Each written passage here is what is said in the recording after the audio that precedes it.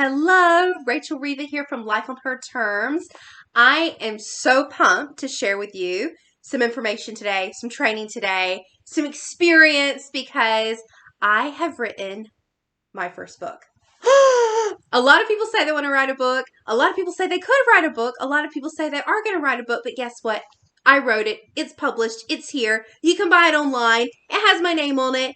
It's not like you download. It's like a real book, and it's pretty exciting because it's taken me 7 years to get here. Okay, so this isn't just about me. This is about you.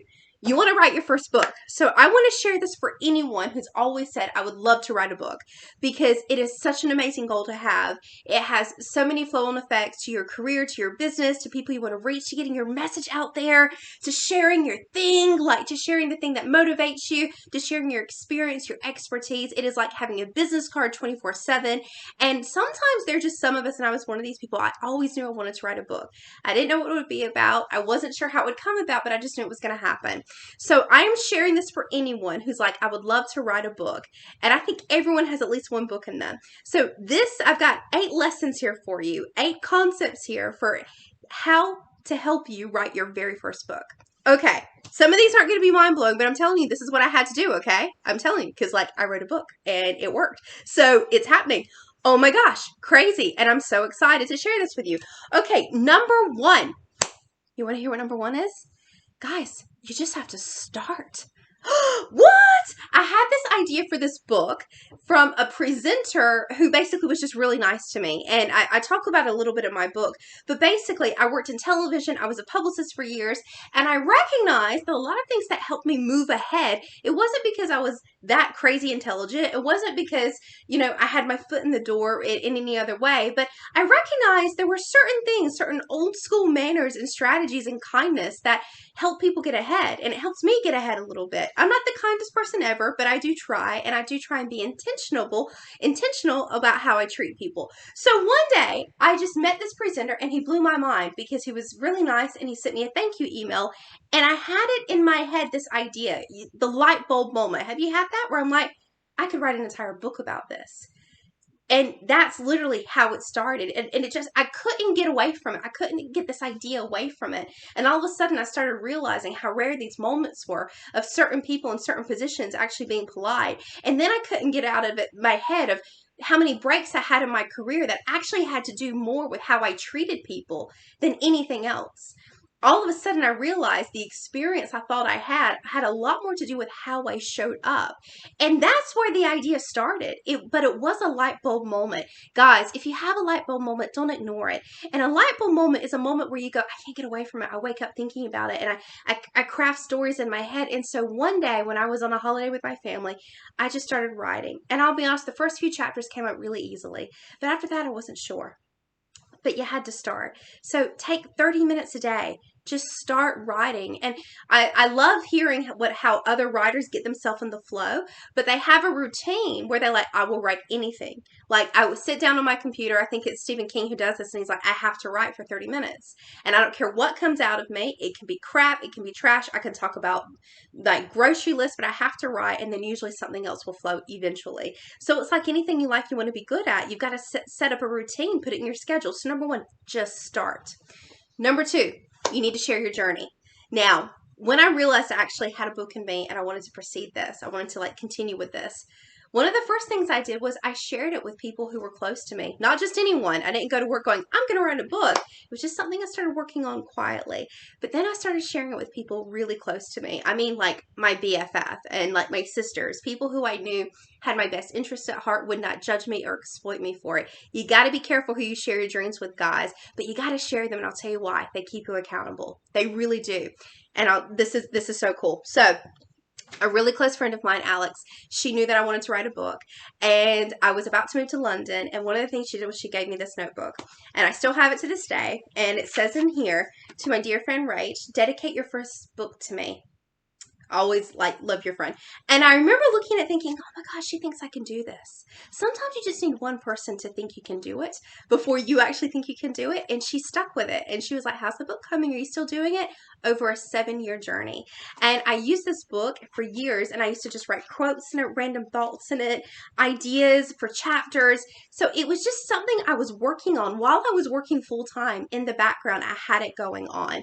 So that's number 2. Share your journey with people who you will trust it with. Number 3, the notebook.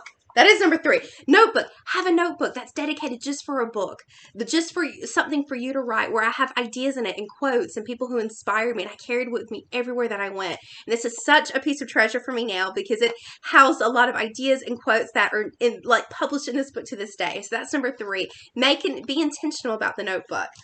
Number 4, commit to it. Schedule it. Schedule it like you would going to the gym or going to the dentist, because this is important to you, okay? It's not going to just come out of you one day. It's incremental, and you've got to commit to the journey. And I did not think it was going to take me 7 years to write and publish a book, but I realize now one of the reasons it did take me that long is because I still had a lot of lessons to learn that would be included, and that's okay too. And yours doesn't have to take you 7 years like it did me, but this particular journey did. I know my second one will definitely not take as long, but the first one, that was hard to get out of the gate. It really was. So schedule it in, make it a priority. And number 5, keep the end in mind. Look, there are plenty of months when the copy just sat there and I thought, I don't know what to do with you. I don't know what to go next. I don't feel inspired. Keep going. Keep going and keep the end in mind. And the end in mind was this. I had a book, and it had my name on it, and I actually had the title. It was a version of this I created on Canva 2 years ago, before the book was even had been picked up by a publisher. I knew it was going to happen. So I had it on my vision board. I knew I would be a published author. I just knew I had to do it. If you have one of those things you just have to do, don't let anything get in your way. Even if it takes you 7 years, don't let anything get you in the way. Keep the end in mind. Your why is everything. And part of my why was, this story wasn't just about me. It's a self-help book, and it's, Grit, Grace, and Hustle, a faith gal's guide to authentic success. These are all the things I needed to learn when I was coming up, working in television, working corporately, working for big companies. And I was a faith gal, and I was nice, and I was around a lot of men, and I wanted to make it. I wanted to succeed, but I wanted to do it being myself. I didn't want to have to act like an aggressive bully or be a people pleaser. I wanted to know, how can I do this and do it a way that it feels an integrity to me? So I call that authentic success. So these are all the lessons I learned along the way. And so this is something I want to give someone who's just coming out of university, someone who is, maybe struggling with work politics and wants to go for that promotion and is just feeling a little bit stuck in their career. This is what I needed. And that's what I wanted to give to the world. This is what I needed when I first came out. Here you go. So it was that was my why. So keep the end in mind. Have your why really clear, because the book is never just about you. It may be, I need to get it done. It was never about me. Some of these stories I share aren't things that I'm like, oh yay. I share it because I believe it will be of help and of service. And if it just helps one person, that's more than enough for me. Honestly, it is never about you. So keep that end in mind. Number 6, you finally did it. You've written the book. I'm going to suggest to you, explore all publishing options. You are going to hear so many people say, and you're going to see it on the internet, so many people say, you have to self-publish, or you have to go with a publisher, or you have to do this or that. I actually had a co-publishing deal, which worked out really well for me because I wanted to work with a publisher, and I didn't want to have to deal with the printing option myself, which was really cool because they dealt with the printing of the books, and I could sell some through my website. They sold through their website. They also got it on all of the online retailers for me, which was really cool. So it's a very personal decision. And look, some people are like, oh, I'd like to write a book over the weekend and have it published online. Whatever your goal is. And for me, it was about having the long game in mind, because this is part of my brand. This is part of my business. This is part of my message, my ministry, and my calling. So I wasn't in a rush in that way. I just wanted to do it what felt like the right way. And for a while, I really thought I have to self-publish, but it just didn't feel right. But when this opportunity came up to work with this publishing house, it felt right. So don't feel like you have to go down a particular any path, but you are going to have to commit to it, is what I would say. So I had a coach once, and I said to him, I need to get the book published. I need to do this. And he said, well, just publish the book, Rachel. And I was like, but I don't want to self-publish. He said, I didn't say self-publish. Just get it done. And I was like, what kind of coaching is that? But actually, he was saying, forget about the how. Just commit to it happening. you got the book. That's the hardest part. And I was like, that's right. So I was exploring self-publishing, and then this publishing house came up. So God will meet you where you're at. The how is none of your business, but you have to show up and do the work, okay? So I pitched to probably about 20-something publishing houses before I found this one. So I still have that list of people who either rejected or didn't respond. So I know that process, and I'm actually glad that I went through part of that for next time around. So explore all publishing options because they're all relevant to wherever you're at. It depends on what your goal is. If your goal is, I just want to say that I'm published and have a link on Amazon, that's perfect. You could do that overnight and publish that yourself. But if you have something that is really going to tie into your credibility and your profile and your brand long term, maybe you want to think a little bit differently about that. There's co-publishing, there's self-publishing, and there's obviously the mainstream publications as well. So and also that deals with different profits. So if you self-publish something, you get to keep, most of the profits, right? If you go through a mainstream publishing house, it's totally different, and there's you only get a very certain percentage every quarter, depending on the contract that you sign. So there's a lot more I could go into on that, but all I want to say is explore all publishing options, be smart about it, and don't feel rushed into that because there is no rush. Well, your message is there, but you don't need to be rushed into that type of decision because it is important. So that is number 6. That's number 6. Where are we up to? We're at number 6. Number 7. You need to learn to be your own publicist. Now, this is something that people are like, oh, the book is done. I'm done now. No. Can I just be honest with you? There's 3 phases here. One is writing the book and finishing. Hooray, you did it. Number 2 is getting it published. Oh my gosh, it's published. Number 3, you got to promote it. There's a lot of stuff out there. There's a lot of stuff online, and there's so much you can do to be your own publicist and proactively promote and get your message out there. You can do podcasts, Instagram lives. You can write for publications. You can do guest blogging. You can do the list goes on and on and on, but it is your job.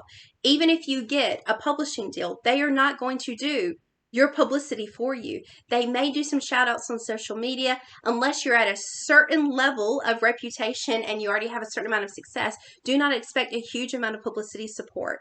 So you do need to learn to be your own publicist. Thankfully, because I am a publicist by trade, I've actually created my own course called Publicize Yourself, which is available to people who join my mastermind. So if that's something that's of interest to you, check out the Life on Her Terms website. We have a mastermind that you can join. It's open enrollment, and you get access to the Publicize Yourself course. So if you have a product or book you want to promote, don't wait for someone to come and talk about it for you. That's something that you need to learn to do, and these are essential skills for any entrepreneur today.